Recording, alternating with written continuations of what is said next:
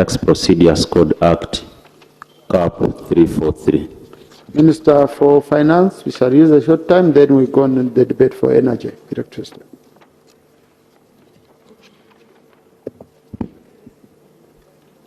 Thank you so much, Right Honorable Speaker and colleagues. Mr. Speaker, I wish to present a statement on the criteria and procedure for accessing the tax waivers under Section 43 of the Tax Procedures Code Act, CAP 343. Right Honorable Speaker, during the 9th sitting of the first meeting of the first session of the 12th Parliament, held on Tuesday, 14th July 2026, I undertook to present a detailed statement to the House explaining the criteria and procedure of how taxpayers can access tax waivers, remissions under Section 43 of the Tax Procedures Code Act. Mr. Speaker and colleagues, the primary objective of tax administration is to collect all the tax assessed lawfully in a manner that is efficient, fair, equitable, and consistent with the law. However, during implementation of tax administration processes, some taxpayers face challenges that inhibit them from paying their respective tax liability. In most cases, for a number of years, the tax liability remains on the taxpayer's ledger, raising audit queries. The tax law recognizes this challenge and spells out how to address it through providing a tax waiver after satisfactory justification. Mr. Speaker and colleagues, before a decision is made, Uganda Revenue Authority tries as much as possible to correct the tax liability through effective strategies, including early interventions, installment payment arrangement, prioritized enforcement, recovery from available non-essential assets, offset against credits, or any other lawful arrangement, deferred payment, and temporary suspension of recovery where applicable. It is in exceptional circumstances that the remission of liabilities that cannot be effectively recovered is recommended. Right Honorable Speaker and colleagues, this is in line with Section 43 of the Tax Procedures Code Act, which provides that where a Commissioner General is of the opinion that the whole or part of the tax liability cannot be effectively recovered by reason of hardship, impossibility, and due difficulty, or the excessive cost to recovery, the Commissioner General may refer the matter to the Minister responsible for Finance. If satisfied, the Minister responsible for Finance may in turn submit the proposal to Parliament for approval of the remission of the whole or part of the tax liability. Mr. Speaker, the remission provided for under Section 43 of the Tax Procedures Code Act enables government provided for under Section 43 of the Tax Procedures Code Act enables government to avoid spending public resources on recovery that is unlikely to yield meaningful revenue. The relief is also intended and amounts sought to be remitted and provides relevant financial, insolvency, asset or other evidence to support the tax waiver. The Commissioner General then evaluates the application and independently determines whether the liability cannot be effectively recovered in line with the law. When satisfied, the Commissioner General refers the matter to the Minister responsible for Finance with the evidence, amount proposed for the remission, reasons, fiscal implications, and considerations for alternatives. Honorable Speaker and members, upon receipt of the letter recommending a tax waiver from Commissioner General, the Minister responsible for Finance reviews the case and may request further information if necessary. All the relevant information is analyzed in line with the law. If satisfied, submit the proposal for a remission to Parliament seeking approval. The Parliament then debates the merits and demerits of granting the remission and determines whether the whole or part of the tax liability should be remitted or not. Right, Honorable Speaker and members, when Parliament approves the Minister's request, the tax waiver is then gazetted, and after the gazette, it is implemented by Uganda Revenue Authority by adjusting the taxpayer's ledger accordingly. What is the criteria for approving the waiver? Mr. Speaker, sir, and members, the taxpayer may be considered for remission only where the Commissioner General is satisfied on the basis of credible, current, and verifiable evidence that the whole or part of the tax liability cannot be effectively recovered by reason of hardship, impossibility, undue difficulty, or excessive cost of recovery in line with the law. To that end, the criteria includes the following. 1, Mr. Speaker, is hardship. This test is satisfied when it is determined that payment of a liability or continued recovery action would impose serious and demonstrate financial distress that is disproportionate to the revenue likely to be realized.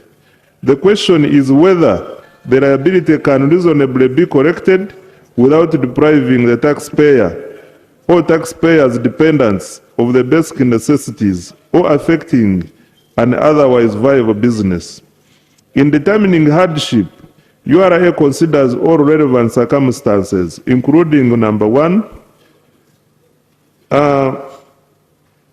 for individuals, URA considers whether payment would deprive a taxpayer or a taxpayer's dependents of reasonable access to food, accommodation, clothing, medical care, education, or other essential living requirements.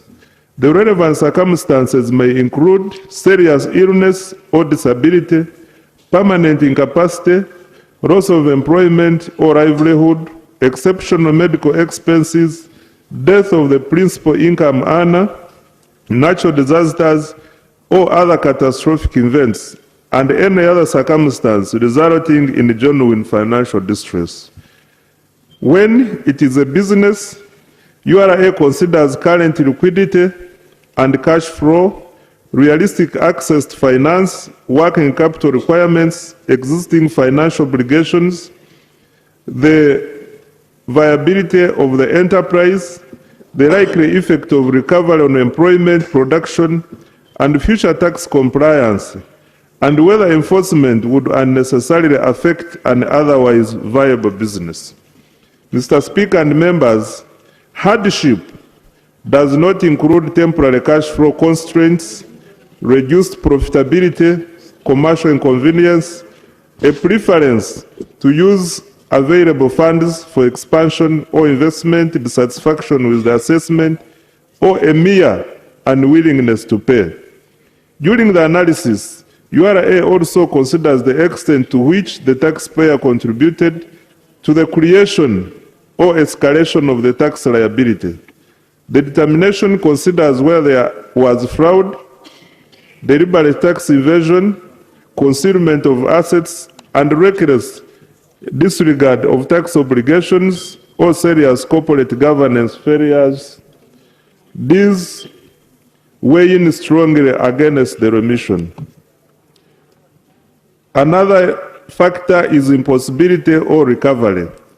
Here, the recovery is impossible where there is no realistic legal or practical means by which the liability can be recovered, either presently or within the foreseeable future. Impossibility may arise where 1. An individual has died leaving no estate to recover the tax liability from. 2. A company has been dissolved or fully liquidated without assets. 3. Bankruptcy or insolvency proceedings leave no dividend available for government. 5. The taxpayer cannot be located after reasonable and documented efforts. 5. There are no recoverable assets against which enforcement may lawfully be taken. 6. Legal barriers permanently prevent recovery. And 7. Any other circumstances that render recovery objectively unattainable. Another factor is undue difficulty. Right Honorable Speaker, undue difficulty exists where the recovery is unattainable. Another factor is undue difficulty. Right Honorable Speaker, undue difficulty exists where the recovery remains possible in theory but would rather require measures that are unreasonable, disproportionate, and likely to produce a satisfactory fiscal outcome. Here, URA considers 1. The complexity and duration of the proposed enforcement. 2. The location, ownership, and value of available and duration of the proposed enforcement. 2. The location, ownership, and value of available assets. 3. Legal and evidential obstacles. 4. The likely amount and timely recovered. 5. The taxpayer's ability to comply under the structured arrangement. 6. The effect of enforcement on a viable business, employment, or essential services. And 7. Whether the government action or administrative failure contributed materially to the accumulation of the liability. And 7. Whether the government action or administrative failure contributed materially to the accumulation of the liability. Another factor is excessive cost of recovery. Right Honorable Speaker and colleagues, the recovery cost is excessive where the anticipated public expenditure and administrative effort are disproportionate to the amount likely to be collected. The assessment includes staff time, litigation, tracing, valuation, storage, receivership, auction, and cross-border enforcement costs. The comparison between the expected net recovery and the total likely cost is done to determine and cross-border enforcement costs. The comparison between the expected net recovery and the total likely cost is done to determine the net gain. Mr. Speaker, other additional considerations that may include the following. 1. The taxpayer's compliance history. Whether the liability. 2 is whether the liability arose from fraud, concealment, deliberate default, genuine error, or circumstances beyond the taxpayer's control. 3. The taxpayer's cooperation and disclosure of assets. 4. The previous payment arrangements and the efforts to comply.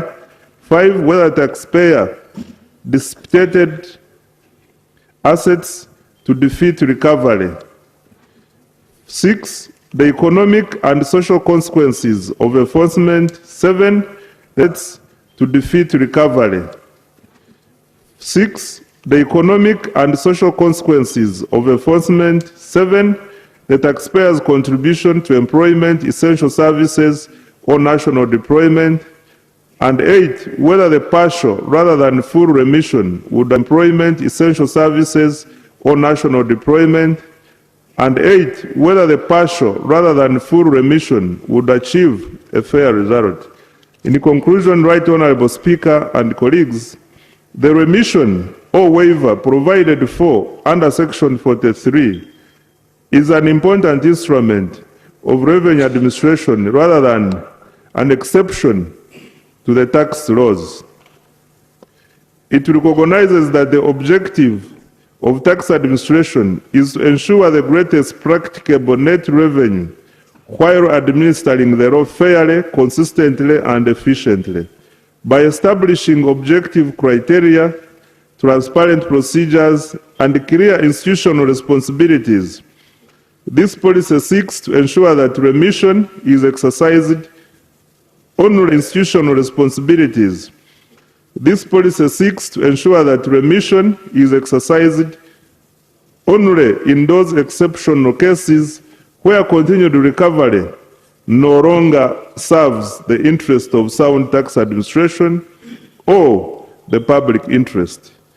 In doing so, it preserves confidence in the integrity of Uganda's tax system while ensuring that the statutory discretion conferred by Parliament is exercised in a principled, accountable, and consistent manner. Right Honorable Speaker, I beg to submit. Thank you. Yes, Honorable Karim Masaba, Honorable Nakiye, Honorable Javira. Honorable Karim Masaba, Honorable Nakiye, Honorable Javira.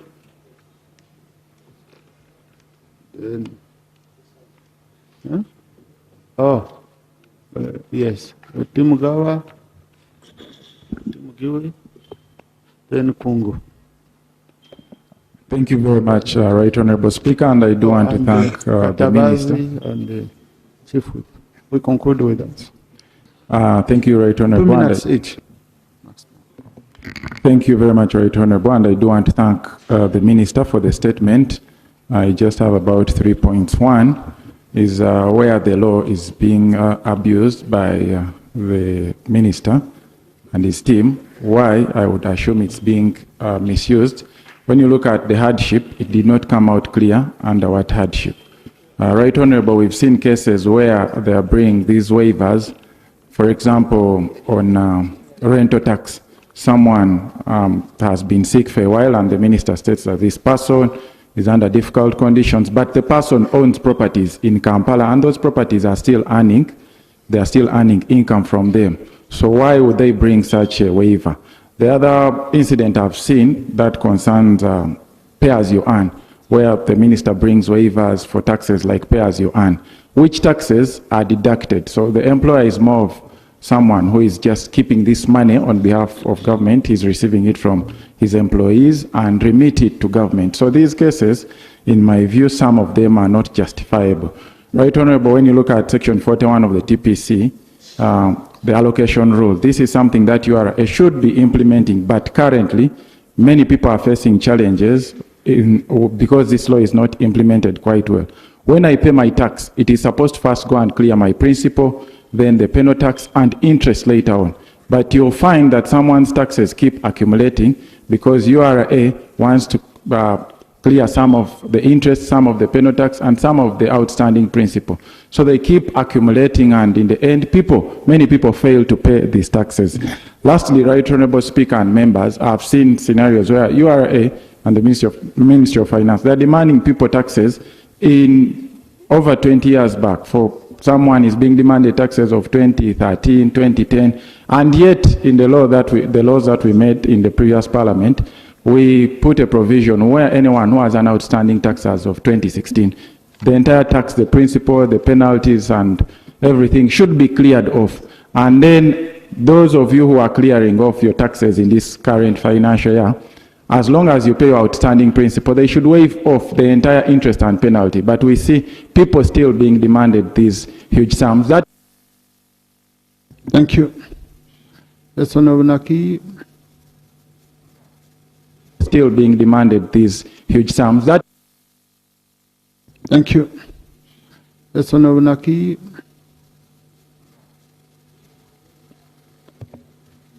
Thank you, Right Honorable Speaker. I've had the privilege of looking at the applications for tax waivers as a member of the Finance Committee, and as Karim. And please, you don't discuss Yes, what is yes. going on. I'm not going into the details. Yes. I'm giving a general view. Now, my concern has been, for example, you have a supplier who has supplied goods to one company, and say the invoice is company. and say the invoice is 100 million. When they are paying this person, they are going to pay 94 million. They are retaining 6 million as withholding tax. Then this entity which has retained them, this house must therefore pronounce itself that in case of waivers, they should apply to other taxes, but not withholding tax, because that is money for third parties. It is not for the entities. Thank you. I hope there is no one who is whom they are bringing on the floor. Because withholding means if you are supposed to pay me 1 million, okay, you're going to pay me 940. Because withholding means if you are supposed to pay me 1 million, okay, you're going to pay me 940,000. You remain with my 60,000, which you remit URA. And then when I have future tax obligations, I come and reconcile with URA. Now, for companies which are withholding tax exempted, you pay them fully. So how come you got money to pay this one fully, and then me, mine, which you took away under the law, you can't remit it? I hope no one is asking for such an exemption. That would be weird. Away under the law, you can't remit it. I hope no one is asking for such an exemption. That would be weird. I would be interested to understand more how that would happen. I've already picked the colleagues to speak. It was Honorable Javira next, then Honorable Timugiwi. Thank you, Right Honorable Speaker.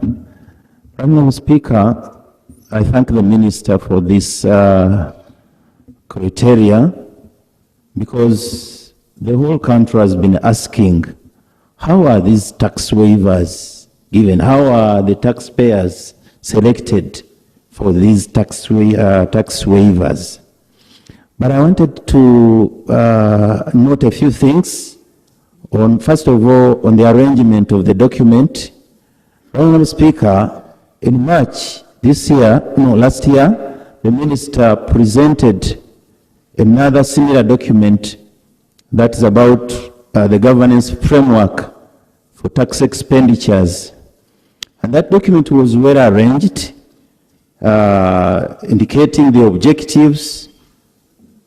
We have copies here that we derived from your website.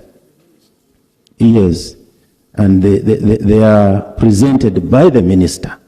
So that document indicated very well the objectives, the rationale, but this one leaves the readers to fish out these very important introductory statements, which the Minister should have clarified in his presentation. The other issue, Right Honorable Speaker, the Minister also doesn't clearly state the responsibilities of the key stakeholders in these documents.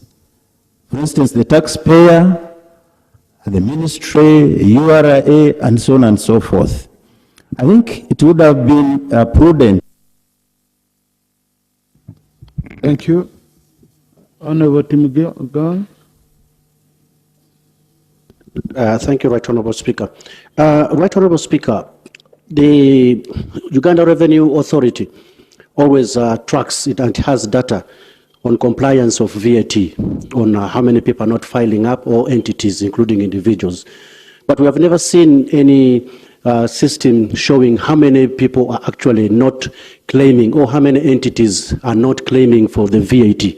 And that report has also never been brought here by the Minister of Finance. VAT is supposed to be claimed back. So what happens to that money? There are many people who are not claiming. Secondly, Right Honorable Speaker, in most of the international airports, you find that there is a clear channel on how foreign nationals can claim back their tax before exiting the country. In our airport at Entebbe, we do not see that. Because people who have purchased, who have valid receipts, are supposed to claim back before departure in their country. What systems are there in place? And in terms of waivers, we have seen some medical workers, including the nurses, who are actually being charged even taxes on their allowance as little as even lunch allowance. What is the ministry doing in trying to help them with the little pay they get, including the ones of the interns here? We have seen they get 1.2 and they lose over 200,000 on taxes. What is the ministry doing on trying to help some of our medical interns and workers in waiving the taxes as little as even on lunch allowance? Thank you. Thank you, Honorable Muiru. Then Honorable Kungu. Thank you, Right Honorable Speaker and Honorable Minister, for the statement in the format it has been described by our Shadow Minister. Right Honorable Speaker and the Minister, you've talked about waivers, but this statement falls short of talking about the blue paper by the President, where the President, government, the Minister of Finance, pays taxes for selected or specified business people. So I want to know how, which is moved by the Commissioner General of Uganda Revenue Authority, if it has been applied, but you're not speaking to those blue papers. Maybe also your statement would show us how many people have benefited from the blue paper and how they were actually arrived at. I thank you. Yeah, but Honorable, why don't we limit ourselves? Because they say I don't want the minister to be accused of answering what he has not been. You see, this was a requirement by the floor. He was guided on what to bring. Right Honorable Speaker, it is, the statement is talking about a waiver. If I'm supposed to pay a tax, and the Minister of Finance undertakes to pay my tax, it is in a waiver. It is a waiver in a way. But no, there is a difference between a waiver and an exemption. Yes. Because we provide all these, let the minister, okay, I request Honorable Muiru, that the minister be limited to what we told him to do. And then maybe we can ask for more information, okay, if needed, if we wanted to widen the scope. Well, the exemptions are within the law, and the schedule of the relevant act provides for the exemptions. And the waivers we're talking about, it is also provided for under the law, which is recommended by the Commissioner General URA on instance of the taxpayer.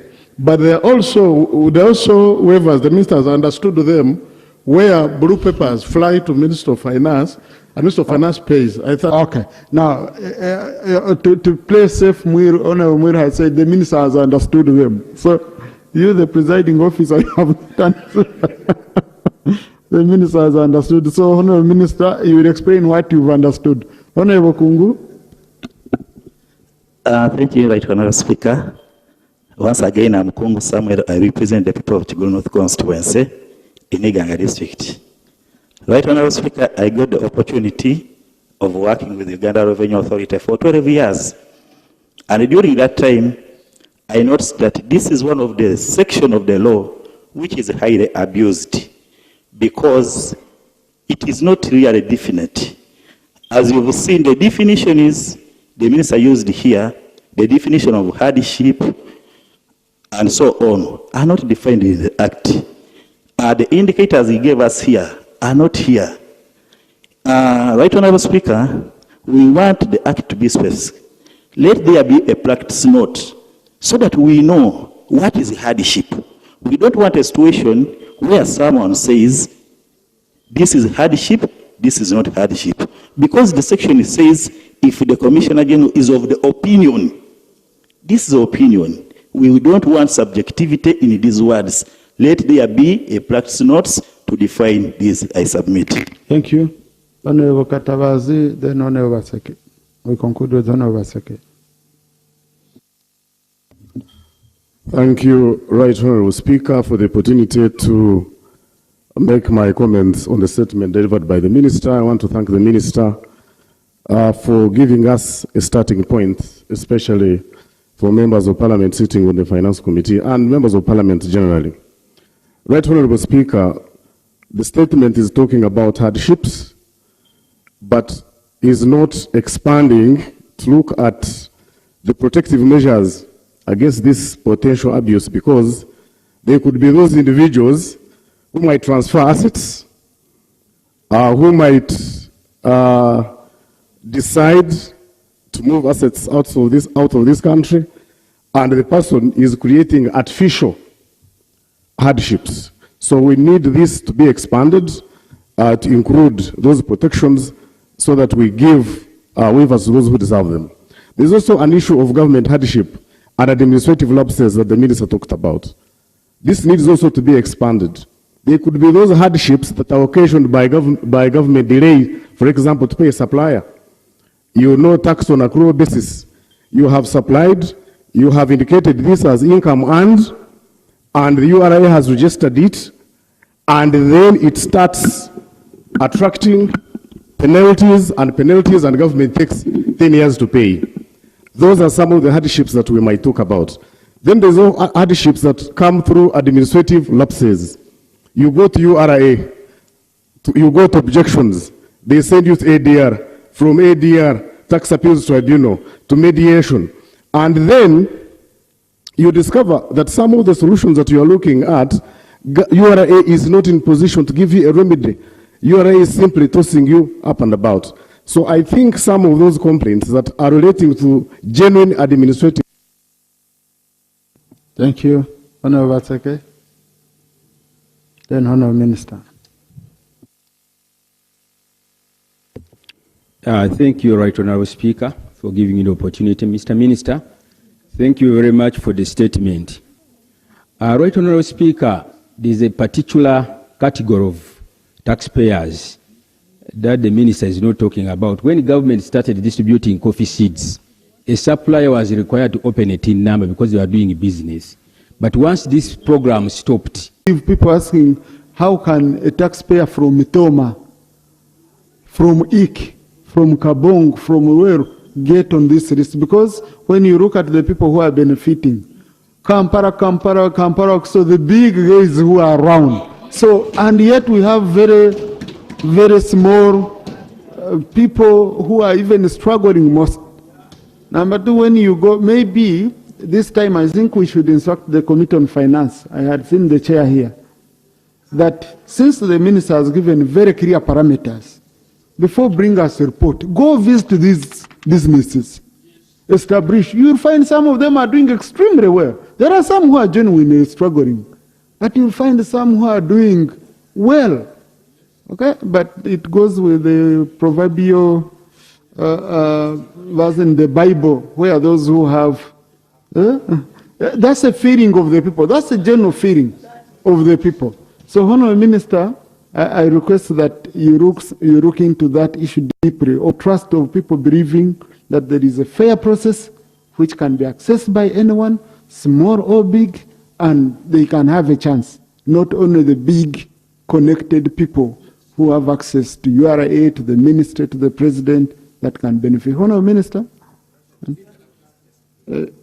Now, if Rob, I had sat on Dr. Wakida, so if I'm to allow you, I'll allow Dr. Wakida because he has been behind some of these studies for some time. Dr. Wakida, then I allow Rob, then the minister responds.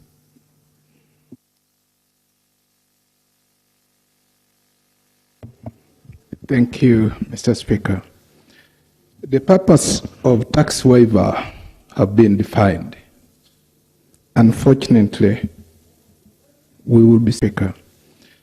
The purpose of tax waiver have been defined. Unfortunately, we will be seeking clarity from the minister. Because out of those clarities, you get a lot of money lost. If you look at the reports from the Auditor General, right from 2022, 2023, 2022, 2024, 2025, it all talks about government losing revenue due to abuse of tax exemptions and waivers. There is inadequate monitoring. Even the ministry itself admitted that 1.3 trillion in waivers could not be accounted for in a 2024-2025. 1.3 trillion in waivers. I'll give you the report. When you read the PAC reports of 2024-2025, it also talks about how the ministry is giving away taxes and getting nothing in return. The bottom line, Honorable Minister, you are not being duped by the taxpayers. But the policy we make in this House will help the Minister of Finance. It will help all of those people in the revenue collection to solve this problem. But let me ask the Honorable Minister here. Honorable Minister, if this House asked you to table for us the performance report for the last 50 at least for the 50 companies that got investment waivers, how many jobs were created against what had promised? Can you please give us that report? Thank you. Point of order is no. The member is gone. Honorable. Mr. Speaker, the minister's statement, firstly, we are glad we are getting this update, even though we are saying... Mr. Speaker, the minister's statement, firstly, we are glad we are getting this update, even though we are saying there should be room to improve. There's a lot of ambiguity. When you mention reasons like hardship, illness, inability, and all of these different, they are ambiguous. And yet they should not be, especially for the public which is seeking to benefit, so that they get to know this is what hardship means. That means I can qualify, so let me apply. But it's not clear. Mr. Speaker, the other element that is missing, which is very critical, I don't know why the minister or but it's not clear. Mr. Speaker, the other element that is missing, which is very critical, I don't know why the minister, or the ministry for that matter anyway, does not do post-waiver evaluation so that it informs decisions on future requests. So you need to establish these waivers that we allowed. What was the impact on the economy? Did they do what we intended? Saving jobs. Those are some of the reasons. Government says this company, if it closes down, we are going to lose all these jobs and so on. Do you actually go and do a post-waiver analysis to establish, did we actually save these jobs? Or did we enrich a particular individual? It's important that that gets to happen. Finally, Mr. Speaker, in the last Parliament, we spoke ourselves hoarse. We spoke our voices hoarse on a couple of issues. That there are, apart from the waivers, there are private companies to which government extends support, saying they are heavily indebted, they are about to crumble, and yet they employ many people. And so government says, let's give them a shot in the arm. And we kept wondering, when is government going to come up with a comprehensive criteria, a modus operandi that is known? Conclude, Lop, conclude. That people know, and these companies, that we can apply for support. Government gave Day Biopharma industry 724 billion shillings. And I'm told now they are asking for extra 1.6 trillion. And there's no clarity yet on where is the value for money. Government gave a Tiak sugar factory 768 billion shillings. Up to now, there's no sugar coming out of there. Inspire Africa Coffee Factory in Ntungamo was given 180 billion shillings. Rocco, 266 billion shillings. And we hear from some of the people who work at these companies that some have gone for months without even being paid. And yet government was saying, you're heavily indebted, let's support you so that these jobs are not lost. Government said, we are buying stake. Did you actually establish the value of this company? And there is no report on all these different things. How does company X know I can also benefit the way Day Biopharma, Atiak, Inspire, and so on get to benefit? These things are not clear. And by the way, government, you end up struggling. So people begin to accuse you to say, this Day Biopharma, this Inspire, these things are not clear. And by the way, government, you end up struggling. So people begin to accuse you to say, this Day Biopharma, this Inspire, it must be owned by a powerful person in government. And yet that might not even be true. But when there is no clarity so that others get to benefit, it becomes a problem. Thank you. Honourable Minister.